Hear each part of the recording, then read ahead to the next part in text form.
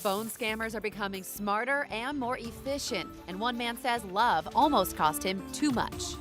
Silverwood Theme Park is a summertime favorite, but this season the ticket policy is changing because of fake tickets sold online. A red flag warning takes effect this afternoon as near triple-digit temperatures come around.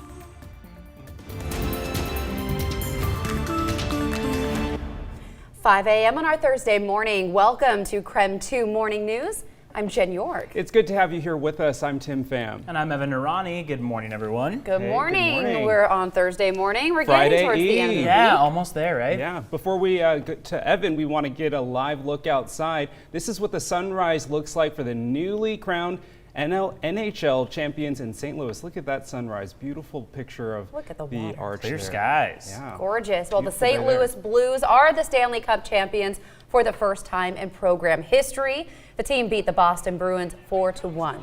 Yeah, really an incredible night for the Blues. Center Ryan O'Reilly scored for the fourth straight game, and rookie Jordan Binnington stopped 32 shots in Game 7 last night. St. Louis really had a Cinderella season. They started with one of the worst records in the league, but won 30 of their final 49 regular season games.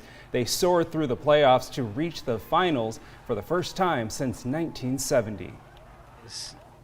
You know, the ultimate goal, and just trying to go out there and be the spark and try to make a difference. And, you know, looking at the names on this thing and to be a part of that group, like, you know, most of these guys on here, I pretended I was as a kid, and now to be, you know, on there with them, it's an incredible feeling.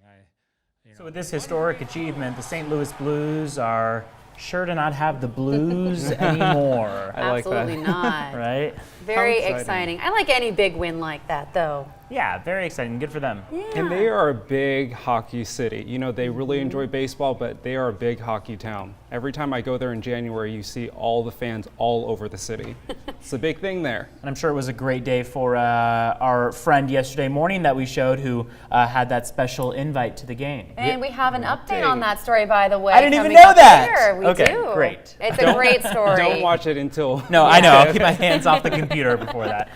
Well, talk to us about weather here back at home. We just saw St. Louis, sunny, gorgeous here. Gorgeous, but boy, we have some issues to talk about this Yeah, morning. we've got not only warm temperatures, but also a red flag warning. That's the big kind of story of the morning weather-wise is the warm temperatures that we've got nearing triple digits around central Washington, and also, of course, that red flag warning. The combination of ingredients that really comes together for that is low humidity and just dry conditions, hot temperatures, a bit of a breeze. None of those are a good combination of ingredients, especially as we head towards summer. So we have that in effect from 2 p.m. until 8 p.m. That's elevated fire danger across the state of Washington, really through the eastern slopes of the Cascades into the lower Columbia Basin and across toward eastern Washington, but really not encountering the Spokane area or down through Pullman, mainly staying over areas like Moses Lake, Ritzville, Yakima, Wenatchee. All those areas going to be under that red flag warning as the afternoon approaches. Now, here are those high temperatures as the afternoon comes about.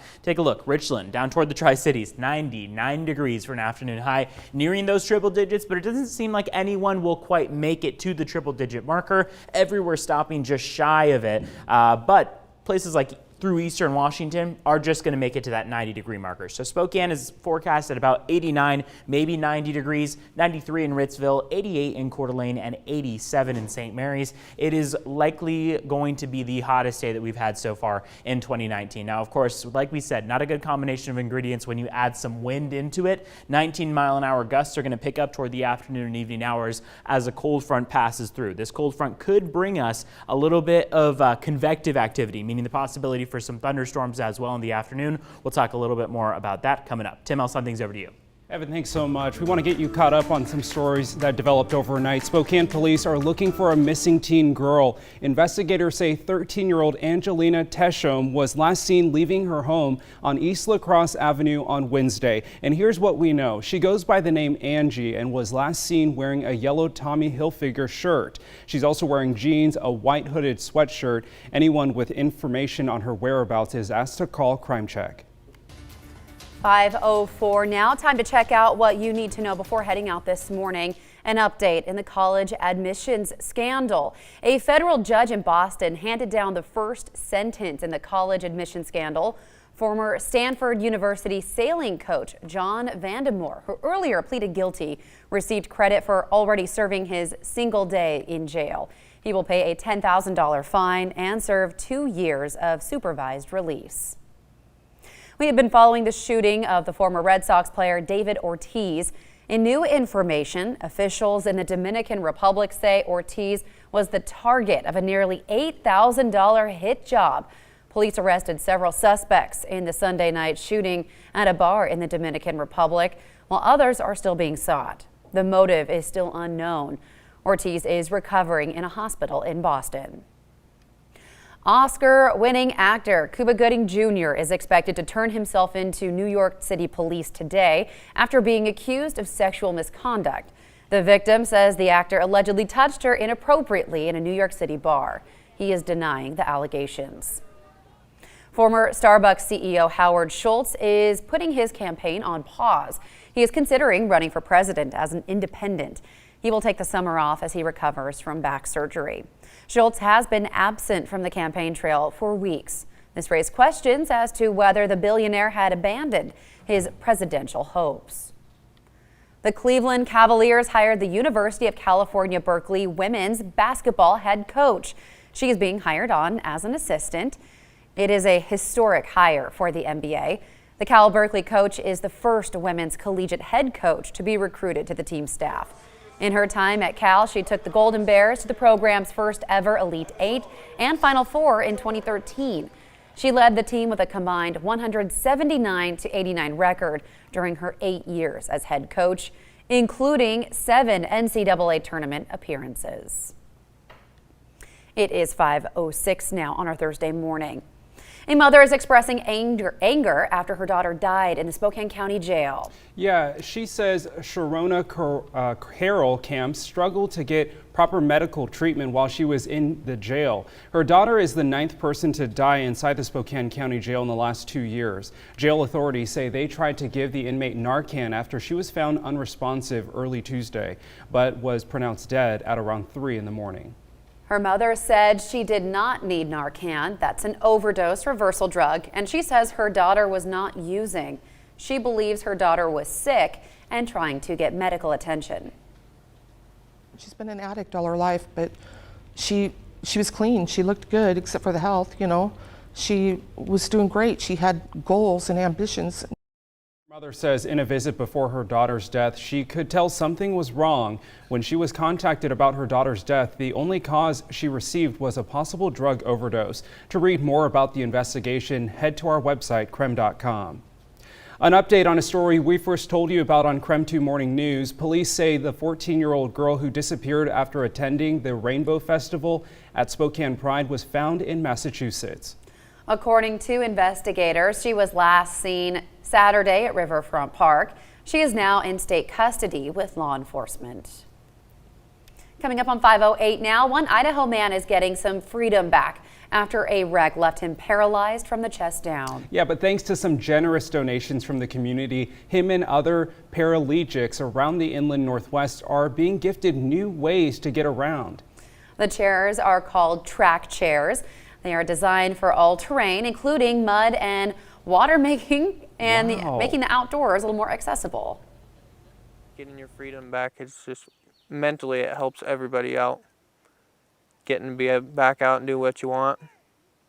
When you're a sportsman and you're stuck on the asphalt, it's not very much fun.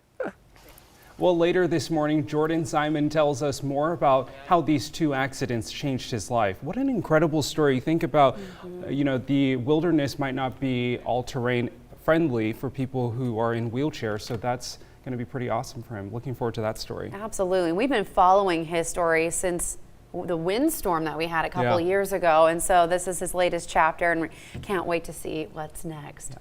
All right, 5:09 now. Well, if you have plans to go to Silverwood this summer, there is a policy change that you will need to know about. Yeah, unfortunately, their ticket policy is changing in response to fake tickets being sold online. And the theme park says phony tickets are being sold online through third-party websites with stolen credit cards. So now all tickets bought online must now be printed at any of Silverwood's ticket windows, and the tickets will only be validated by showing the original card used for the transaction. Oh, scammers. Get out of here. I know, seriously. They make it difficult for everyone just trying to do the most easy and convenient thing. Yeah, they're really, really frustrating. And they're getting smarter and they're more efficient in taking your money these days. Yeah, KREM 2's Kira Alfallen spoke to a victim who says a romance scam almost cost him $3,000. Yikes. Kira, how did it happen? Yes, good morning. John Louis was a widower and has been a widower for 4.5 years. So when the possibility of love came up, it almost convinced him to take $3,000 out of his bank account and send it to a woman he says he fell in love with living in Yemen. The thing is, he's never actually met her, but he says she was pretty convincing. According to the AARP Fraud Watch, robocalls coming into Washington state have almost doubled in the recent years. Now the state is seeing about 560 million of these calls a year. Washington state's AARP director says many of these calls are scams and people are trusting their caller ID too heavily, which is often easy to fake. He also said a lot of these callers will use fear to get victims to break their banks. One man says it was love that almost cost him. My heart got in front of my brain. You almost know it's a fraud, but could I afford to possibly lose $3,000 to get the love of my life with me? It's thanks to Spokane Teachers Credit Union that I didn't fall for it. We've heard examples of people who've lost hundreds of thousands of dollars this way. So the best thing to do is to not engage with them at all. The woman in Yemen said $3,000 would get her to the United States and she could pay Louis back. New technology has made it easier and easier for scammers to call hundreds of thousands of people. Now, AARP has made it their goal to make sure you do not become a victim and fall for one of these scams. So if you're looking for more information on what to listen for and what to look for, you can find a link on our website. Just head over to KREM.com. I'm live here in Spokane. Kira Alfallen, KREM 2 News. Kira, thank you. And you know, it's something that we can't stop talking about. We hear about these scams all the time, but obviously people are still falling for them. So it's important that we remind people not to send your money to Yemen or any foreign country to someone that you don't know. Don't wire money anywhere. And, you know, check with a family member. If you have any questions saying, you know what, this sounds a little funny. A family member, I would imagine, be like, you know what, it does sound funny to me too, let's hold off. At least get a second opinion. And I talked to the BBB, and one of the things they tell me is that they'll make it sound so urgent that you need to do it right now, you know? So they come in various forms. It could be a jail scam, a romance scam, whatever. So just be careful. Oh, okay, scammers, so frustrating. We never know who they are too. Sucks. All right, 5:12 now on our Thursday morning. This morning, we want to know what you think about our heat wave. Vote now and tell us how hot is too hot. You can head to KREM.com/vote to join our live poll. Right now. And it's timely because we are going to be seeing some warm temperatures once again today. The hottest day so far this year, with temperatures soaring to the 90s and in some cases near the triple digits.